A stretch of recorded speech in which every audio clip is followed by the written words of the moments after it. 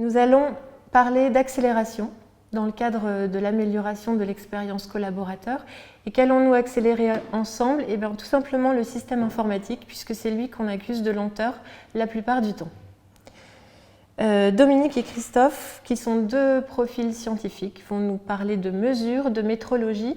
Ils vont nous expliquer comment par la mesure, on peut asseoir une discussion sur des données communes, partagées et indiscutables.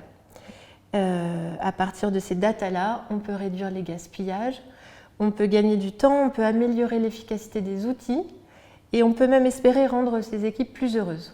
Alors, première question Dominique, en tant que CTO, votre toute première initiative, c'était d'implémenter une solution de mesure des usages numériques.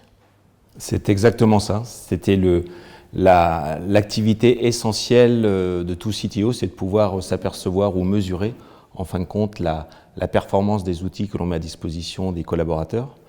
Alors la performance d'un système d'information, ça englobe un certain nombre d'éléments qui vont du poste de travail jusqu'au data center, en passant par les réseaux, la sécurité, puisque la sécurité aussi des systèmes d'information est un élément maintenant qui est devenu de plus en plus important. Et donc à l'image de ce que l'on peut faire dans un groupe agroalimentaire où on va collecter de la donnée à différents moments de la chaîne, de notre chaîne de valeur, que ce soit au niveau de la collecte de lait dans les usines ou même au niveau de la logistique. On va faire la même chose au niveau des systèmes d'information et donc collecter de la mesure technique tout d'abord afin de pouvoir mesurer la performance, la résilience, la disponibilité de l'ensemble des maillons de cette chaîne qui constitue un système d'information.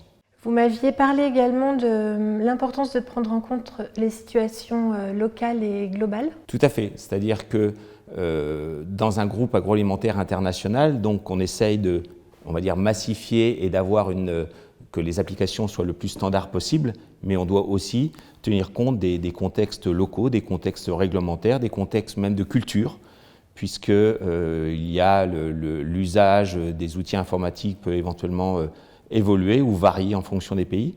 Donc, et il y a aussi des contextes RGPD, donc tout ce qui est sensible est lié à la donnée privée ou lié à la donnée consommateur. Donc tous ces éléments doivent être pris en compte afin de pouvoir mesurer, mais toujours dans le respect d'un contexte réglementaire local. Très bien. Une dernière question pour que nos spectateurs aient une idée claire des données que vous manipulez. Donc vous nous avez parlé de mesures de difficultés rencontrées par les collaborateurs, mais vous ne mesurez pas seulement les problèmes, vous mesurez aussi la pertinence et la rapidité avec laquelle vous les résolvez. C'est tout à fait ça, c'est-à-dire que l'enjeu, c'est d'éviter l'incident. Et pour éviter l'incident, on doit pouvoir en continu collecter cette donnée. Collecter cette donnée, c'est-à-dire des éléments, ce qu'on appelle des signaux faibles, qui sont collectés en temps réel sur l'ensemble des postes de travail du groupe à travers le monde, afin de pouvoir éventuellement anticiper un souci, anticiper un dysfonctionnement ou anticiper un arrêt du système d'information. Et donc c'est en évitant ce genre d'incident que l'on va améliorer, la pertinence de nos outils, la qualité de vie au travail, ce qui est essentiel dans un contexte actuel un peu perturbé, mais également pouvoir améliorer ce qu'on appelle la productivité de nos collaborateurs. Puisque, au fin du fin, le poste de travail est l'outil de travail. C'est ça. Et alors vous faites la distinction entre informatique de gestion et informatique industrielle, une distinction qui est importante pour vous. Je veux bien que vous reveniez un instant dessus. Elle est assez importante parce que ce sont deux cultures différentes. Le monde industriel a l'habitude des mesures pour pouvoir collecter l'information pour la traçabilité de nos produits vis-à-vis du consommateur, mais également mesurer l'efficacité de nos chaînes de production, alors que dans le monde de l'informatique de gestion, c'est quelque chose d'assez nouveau.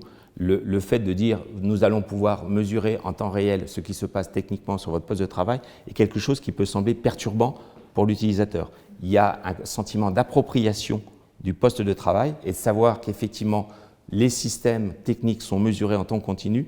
Il y a un sentiment de gêne qui peut du moins apparaître au sein de la communauté et des employés. Donc c'est pour ça qu'il y a beaucoup d'éducation, beaucoup de communication et tout ceci se fait avec la communauté RH dans tous les pays. Alors nous avons ici un CTO qui nous parle de données de consommation et qui nous parle de ses collègues au RH. Une question pour Christophe. Christophe, vos interlocuteurs principaux, ce sont les DSI et les CTO. Alors historiquement, dans le vocabulaire métier, on parlait de tuyaux, on disait que le DSI était celui qui se chargeait des tuyaux. Et puis de plus en plus, on se rend compte finalement que comme Dominique, le DSI commence à s'intéresser à ce qu'il y a à l'intérieur des tuyaux, donc au contenu des données qu'ils véhiculent. Est-ce que c'est un phénomène que vous confirmez sur le terrain ? Est-ce que de plus en plus de vos clients travaillent main dans la main avec des DRH, par exemple ? Absolument. Donc c'est une donnée essentielle du domaine. Donc nous, on est des spécialistes de l'expérience utilisateur, de l'amélioration continue de cette expérience digitale et vis-à-vis des collaborateurs. Et finalement, l'expérience, elle ne vaut que par la capacité qu'a un utilisateur ou un employé à interagir avec un système d'information. Mais finalement, le tuyau, il ne le voit pas. Lui, ce qu'il voit, c'est ce qui lui est présenté. Donc, et l'usage qu'il fait des services IT qui sont là pour, quelque part, véhiculer cette information, si c'est quelque chose qui est dégradé, si c'est quelque chose qui n'est pas satisfaisant, on a un impact immédiat sur l'efficience de l'employé. Alors, une fois qu'on a dit ça, on n'a pas dit grand-chose, parce que finalement, pour arriver à ce constat-là, il faut être en capacité, comme le soulignait Dominique, de pouvoir mesurer afin d'analyser et de manière à agir. Et c'est de ça dont on parle. Donc, par rapport à cette approche et vis-à-vis par exemple, de consommateurs de l'information que peuvent être un DRH, que peut être un DAF, que peut être n'importe quel un patron de la production industrielle, il est pour lui indispensable de pouvoir se fier à cette efficience de façon à ce qu'il puisse finalement rendre compte que les tâches qui lui sont demandées d'opérer sont correctement accomplies avec l'efficience, encore une fois, du collaborateur qui est en charge. Très bien. Vous aviez utilisé la métaphore qui était d'allumer la lumière. Votre travail consiste à allumer la lumière pour mettre en valeur les données d'usage et notamment le fait que la plupart des entreprises soient suréquipées aujourd'hui. Alors effectivement, aujourd'hui, le sujet des DSI, ce n'est pas un problème d'équipement, c'est un problème finalement d'être en mesure de pouvoir délivrer le bon service à la bonne personne avec la bonne qualité. Et depuis assez longtemps, les directions informatiques ont équipé, bien évidemment, leur système d'information de tout un tas d'outils pour mesurer les applications, pour mesurer l'efficience du data center, pour mesurer l'efficience ou la déficience de tel et tel composant réseau, etc., et de pouvoir l'identifier rapidement.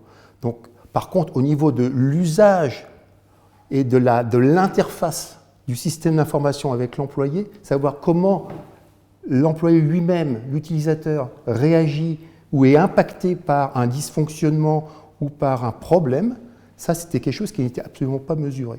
Et c'est là-dessus qu'on a allumé la lumière en mettant en place donc, une captation d'un certain nombre d'éléments techniques en continu, permettant d'analyser, comme le soulignait Dominique, les signaux faibles et de passer de quelque chose de réactif à proactif en fonction des analyses qu'on est capable de faire et de pouvoir également corréler ce set d'informations avec le sentiment des utilisateurs.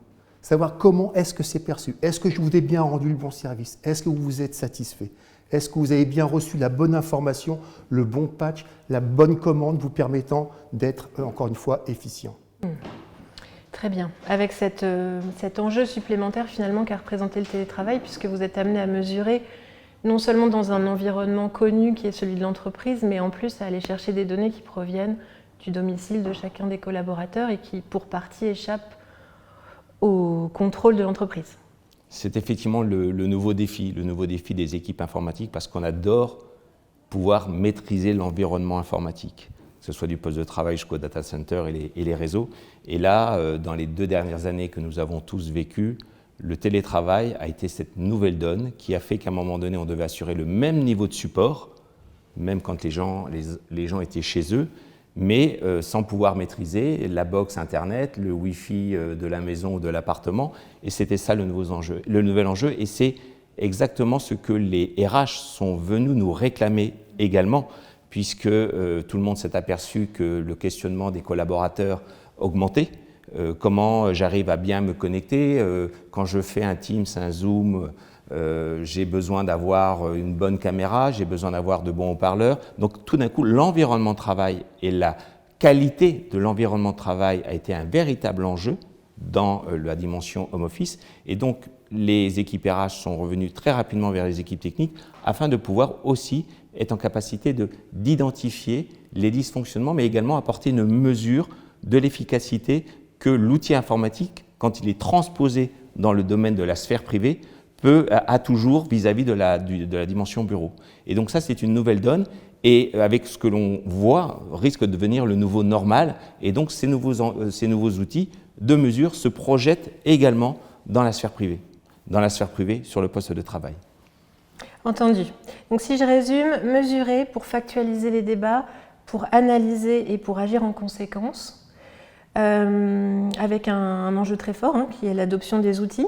Alors pour conclure, j'aimerais vous entendre tous les deux et j'aimerais que vous désigniez un sujet clé pour les DRH qui nous écoutent, un sujet sur lequel, à votre avis, il faut passer un peu de temps quand on s'intéresse au futur du travail. On va commencer avec vous, Christophe. Un des éléments essentiels qui est souvent retenu et qui est mis en avant, c'est par les DRH et par les entreprises, c'est la capacité à pouvoir embrasser une politique RSE qui inclut un Green IT de plus en plus performant. Ça passe par des capacités à pouvoir être plus économe sur la façon dont on va renouveler ses parcs informatiques. Ça va passer par la notion d'effacement de la dette technologique, où je vais pouvoir me passer d'un certain nombre de choses que j'ai acquis au fil du temps ou que j'utilise et qui sont tout bonnement soit inutiles, soit pas utilisées. Et donc qui concourent à finalement passer vers une sobriété numérique qui se traduit également en sobriété économique et qui a un impact direct sur les collaborateurs qui sont en quête de sens par rapport à ce type d'approche, parce que pour eux, c'est fondamental. Je ne sais pas ce qu'en pense Dominique, mais il me suppose qu'au sein de Savencia, ce sont des choses qui sont également abordées. C'est exactement ça, c'est-à-dire que les nouveaux talents, c'est-à-dire qu'arrivent avec leur questionnement sur la mission de l'entreprise, la mission qu'il y aura à faire en tant qu'individu au sein de l'entreprise, et à partir de ce moment-là, l'environnement de travail, le fait d'avoir une politique RSE qui soit visible, communicable et facilement partageable, donne du sens à la mission de chacun.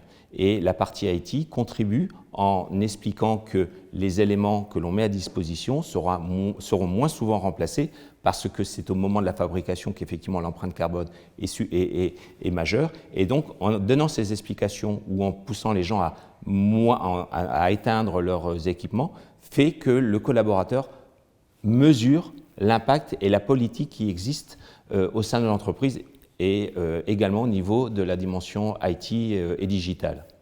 Très bien. Merci à tous les deux pour ces bons conseils.